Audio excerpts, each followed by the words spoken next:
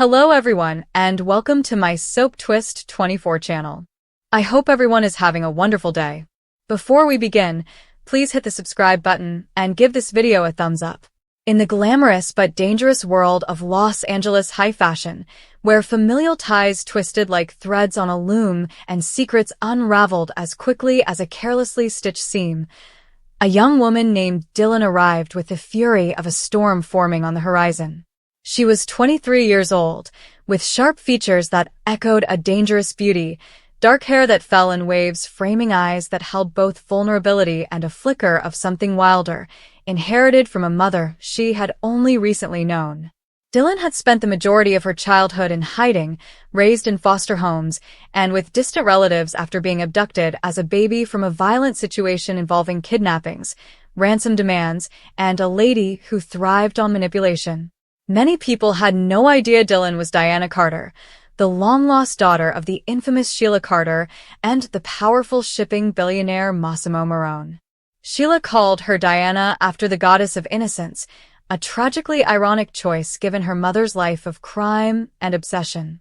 Dylan's upbringing had been a patchwork of turmoil. Sheila, who had been a fugitive in those early years, left with the infant girl after disclosing her presence to Massimo in a dramatic encounter at a foundry where she held Ridge Forrester and Nick Marone captive.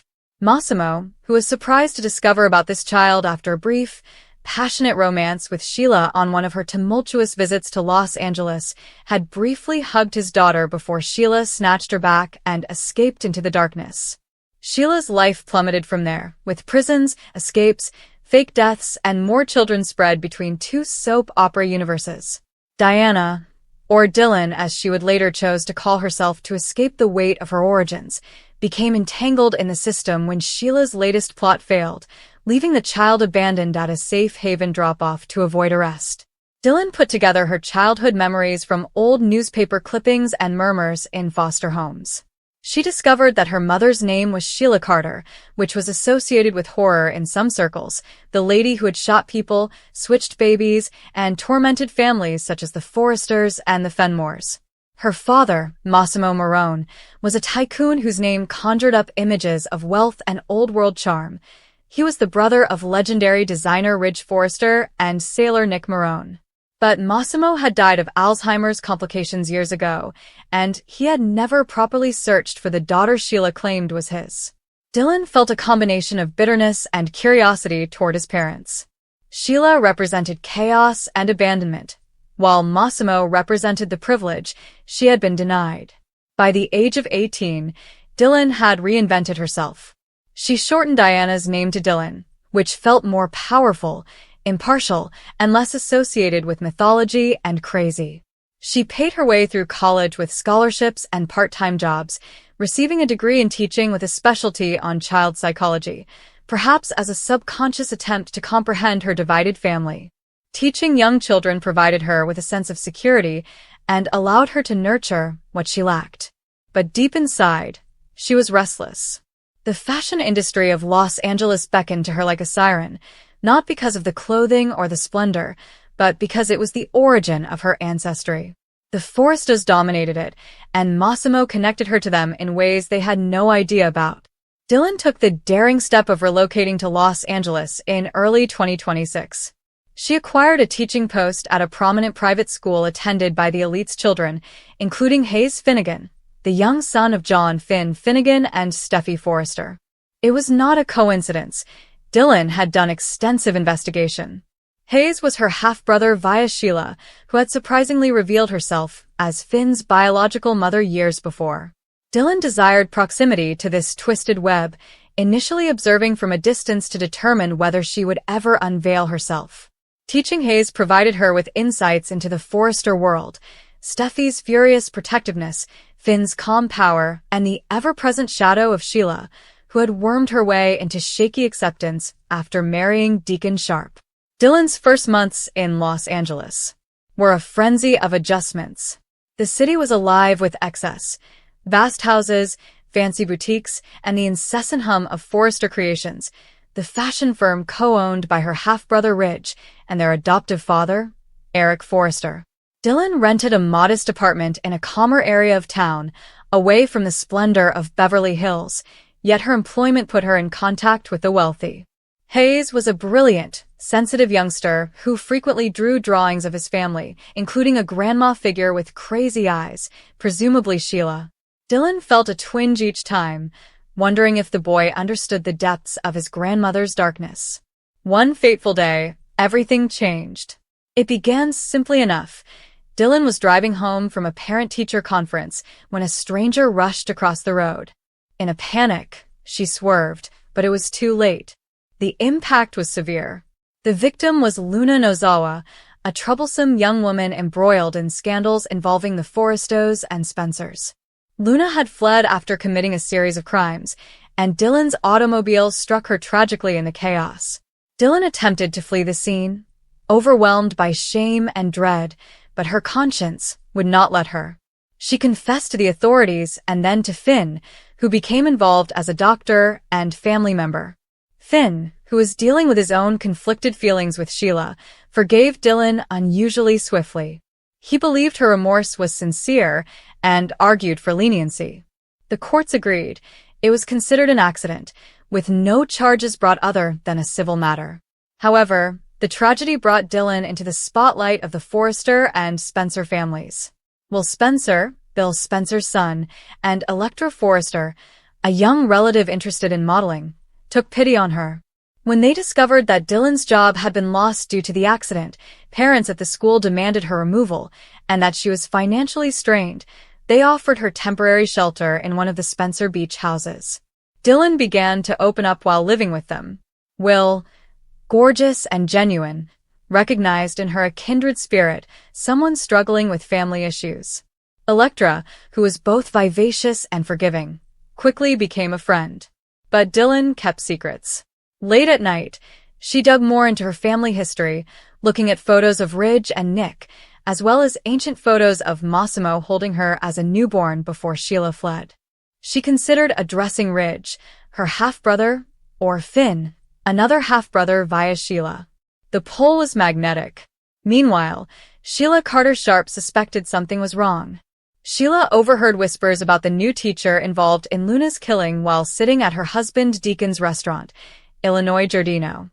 Luna's mother, Poppy Nozawa, confided in Sheila about the tragedy, ignorant of the deeper ties. Sheila's instincts, sharpened by decades of survival, tingled. She started exploring, using old contacts to learn about Dylan's background. When a faded photo surfaced, a baby photo Sheila had hidden, recognition dawned. Her daughter, who she had fled with all those years ago, was still alive and in Los Angeles. Sheila's reaction was a whirlwind of emotions: delight at the prospect of a reunion, wrath at the years missed, and consideration of how to use this. Deacon urged her against jumping in. His own redemption story had made him skeptical of Sheila's impulses. But Sheila was unable to resist.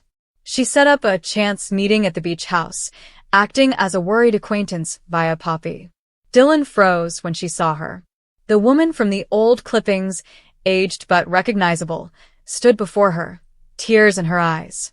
Sheila muttered, "Diana," using her previous name. "My baby girl." The confrontation was intense. Dylan, now completely accepting her background, wanted answers. Why abandon her? Why the mess? And why claim Massimo as father without proof? Sheila told stories of love distorted by circumstance and safeguarding her daughter from the Forrestos' fury. But Dylan was not easily persuaded.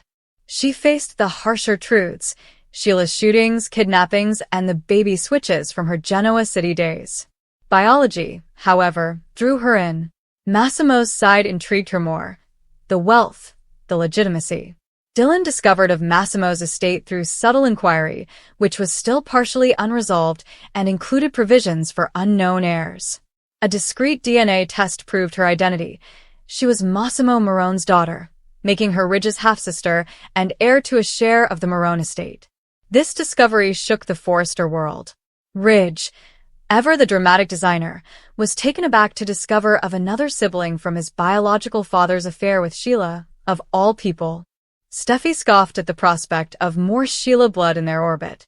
Finn, on the other hand, felt a brotherly protectiveness for his son, especially after Dylan's involvement in his life. Dylan approached this new reality with increasing confidence. She applied her psychology education to understanding her family's turmoil, including guiding little Hayes through his perplexity over Grandma Sheila. Sparks sparked romantically with Will Spencer, whose family tensions mirrored her own. Their beach dates became heated, but issues emerged when Electra expressed her jealousy, resulting in a brief love triangle that tested friendships. Sheila, on the other hand, devised a plan to entice Dylan by delivering manipulative parental counsel. Deacon watched nervously as Sheila's devotion rekindled old patterns. Sheila sought to frame Steffi for a petty crime in order to protect Dylan from Forrester's influence, resulting in a huge showdown. Dylan, finding traces of her abandoned upbringing, rejected Sheila vehemently, preferring independence. In a climactic boardroom scene at Forrester Creations, Dylan publicly disclosed her identity. Eric Forrester, the patriarch, greeted her with caution, recognizing Massimo in her elegance. Ridge offered a truce, encouraging her to intern in design, so tapping into her previously untapped creative streak. Dylan drew gowns inspired by her mixed background, with powerful lines from Sheila's ferocity and delicate flows from Massimo's Italian roots. Dylan grew into himself throughout the months. She restored her relationship with Finn and became Hayes' loving aunt. Will proposed on a sunset cliff, and she accepted, resulting in a new Spencer-Marone alliance. Sheila slid temporarily after ejection, but found unexpected salvation in treatment with Taylor Hayes, who helped her tackle abandonment issues. But drama lingered. Old documents revealed Sheila may have lied about Massimo, posing the question of whether Eric was involved. No, the testing confirmed Massimo. However, a new threat arose. Oscar Marone, Massimo's cousin, resurfaced and claimed the fortune. Dylan's path elevated her from a forlorn soul to a force in Los Angeles society. She founded a nonprofit for foster children based on her experiences, and she produced a capsule collection for Forrester that sold out fast. Romances grew stronger, rivalries flared, but Dylan stood fast, demonstrating that blood did not define destiny. Choices did. In the end, as another Forrester wedding approached, perhaps hers with Will's, Dylan looked out over the city, no longer Dylan the teacher or Diana the hidden kid, but Diana Carter Marone, a woman who had woven her broken threads into a tapestry of resilience. The bold and gorgeous universe had claimed another heir, and she was prepared to control her portion of it. Dylan had been plagued with questions for as long as she could remember, but for the most part, she had no idea what shape they took. They were only feelings at first, an unshakable conviction that something in her work had been edited, clipped, or rewritten by hands other than her own. She grew up believing she was Dylan, simply Dylan, a woman who made her own place in the world, fiercely independent, sharp-tongued when required, soft-hearted when she allowed herself to be. But beneath that carefully crafted persona was another name aching to be uttered, another existence pressing on the interior of her chest. Her real name was Diana Carter. The truth did not appear all at once. It never happened in families like hers, where secrets were revered as heirlooms and passed down with the same veneration as wealth or inheritance. Instead, the truth emerged in fragments, half-finished talks, lingering looks, and silences that seemed heavier than any argument. Sheila Carter has always been a complex figure in Dylan's life.